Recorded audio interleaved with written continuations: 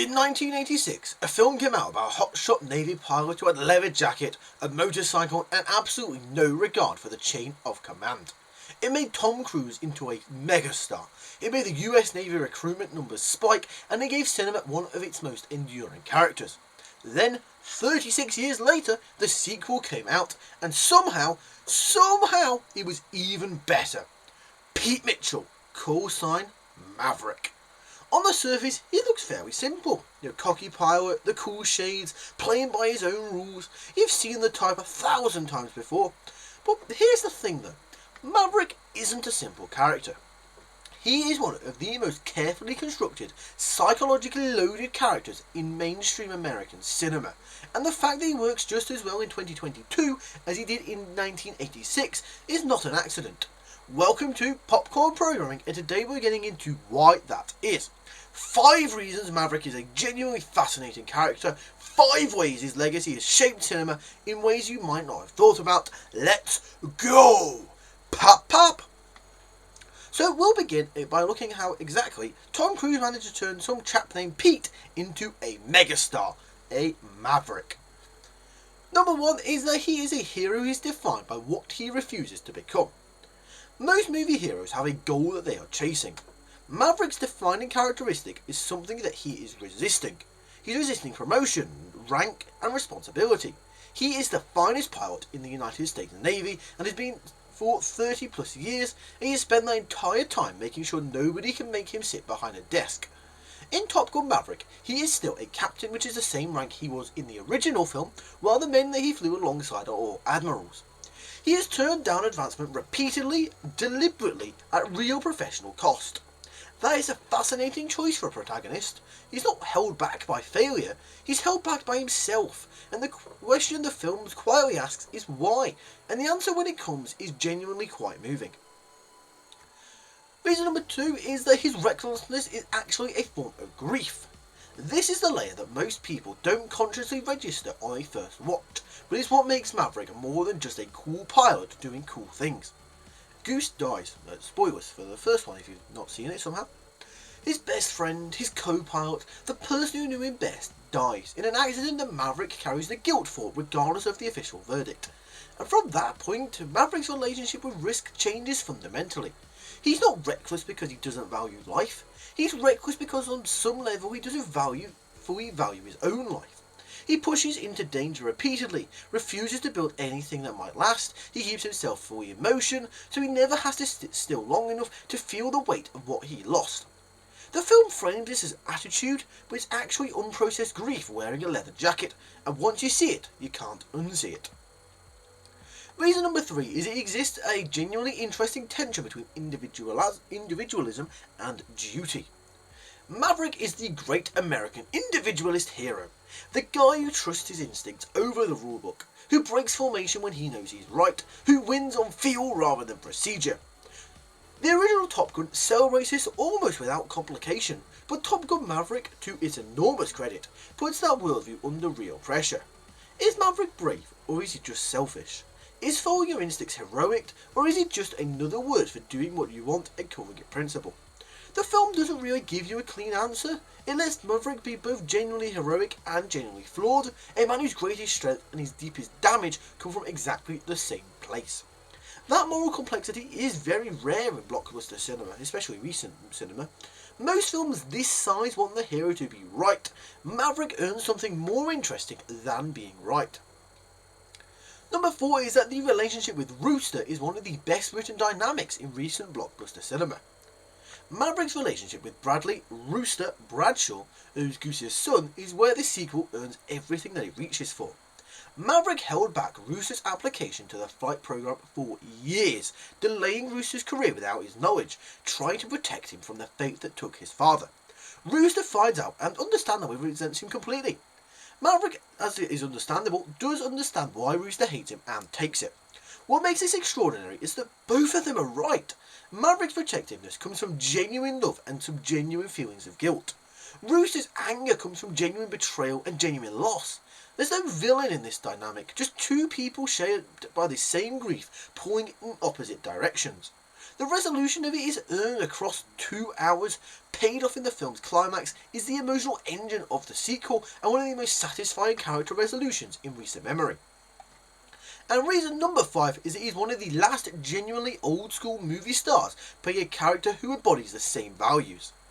Tom Cruise and Maverick are inseparable, and that's not a criticism. It's part of what makes the character work so well. Cruise, like Maverick, is a man who refuses to be told what the limits are, who does things the hard way because the hard way is the right way, who has outlasted every prediction of irrelevance through sheer relentless commitment to the work. The actual physics-defying stunt work in Maverick, Cruise genuinely flying those jets, is the actor becoming the character in a way that almost never happens. Maverick believes in doing it for real, and so does Cruise. That doubling of the performance and the person gives the character a texture that cannot be manufactured. So now, let's take a look at what legacy Maverick has left in his flight path. Thing number 1 is that he redefined what a legacy sequel could be. Top Gun Maverick didn't have to be good. 36 years after the original, with a nostalgia-hungry audience pre-sold on the ticket, it could have just coasted. Instead, it became one of the highest-grossing films of the year, one of the best-reviewed blockbusters of the decade, and a masterclass in how to honour a legacy without being imprisoned by it. It used Maverick's age, his stubbornness, his refusal to move on, as the actual subject of the film, rather than something to be glossed over. Every legacy sequel made after it will be measured against what Maverick achieved, and most of them will fall short. Thing number 2 is that he proved that practical filmmaking still wins out. The MCU era convinced a lot of studios that audiences would accept anything if the IP was strong enough. Maverick pushed back on that. Cruise and director Joseph Kosinski insisted on real jets, real G-forces, and real photography. The actors trained for months to withstand conditions that made the footage genuinely unlike anything produced by a volume stage and a green screen. The film's extraordinary aerial sequences look different from CGI because they are different, and audiences responded in kind. Maverick's success has accelerated a conversation in Hollywood about the value of practical filmmaking that is still ongoing. Legacy point number 3 is that the character gave Tom Cruise his defining cultural moment. Tom Cruise has been famous for 40 years.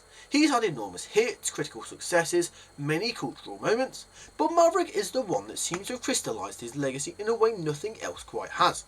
The image of him in the cockpit, the leather jacket, the aviators, it became the symbol of a certain kind of cinema that people feared was dying. Cruise's status as one of the last true movie stars, willing to do things that nobody else would do in service of an audience experience, is now permanently attached to this character. Maverick didn't just give Cruise a hit, it gave him his monument. Thing number 4 is he rehabilitated the idea of the uncomplicated hero. There was a period in blockbuster cinema where every hero had to be deconstructed, subverted, or darkened to be taken seriously. The superhero film in particular became obsessed with moral ambiguity to the point of exhaustion. Maverick arrived and made the case that you can have a hero who is fundamentally decent, who cares about his people, who shows up, who does the right thing even when it costs him, without being naive or boring. The character has complexity, but it doesn't come from making him cruel, or compromise in the way the genre often demands. He reminded audiences and filmmakers that integrity on screen isn't simplicity. And number 5 is that Rooster ensures the character will outlast the films. Miles tells Rooster isn't just a supporting character in Maverick, he is the future of what the Maverick means. He carries Goose's legacy and Maverick's lessons simultaneously. By the end of the sequel, Rooster isn't a copy of Maverick, but a continuation of him, shaped by him, in conflict with him, and ultimately flying alongside him. If the franchise is to continue, which I believe it is, they've announced a sequel, so it should be carrying on, Rooster can take it forward. And in him, everything that made Maverick interesting, the grief, the guts, the tension between instinct and duty, gets a second life in a new generation. The character's best ideas don't die when Maverick finally hangs for the jacket, they just get passed on. Here is what makes Maverick genuinely remarkable as a movie character. He looks like a fantasy, the coolest guy in the room, the best pilot anyone has ever seen, the guy who breaks the rules and wins anyway, and on that level, he absolutely delivers. You watch these films and you just want to be him. But underneath that, he is something more honest. He's a man running from grief, A man who loves people so much he holds them at arm's length in order to try and protect them. A man who has defined his entire identity around motion, around the next mission, around never stopping long enough to reckon with what he's lost.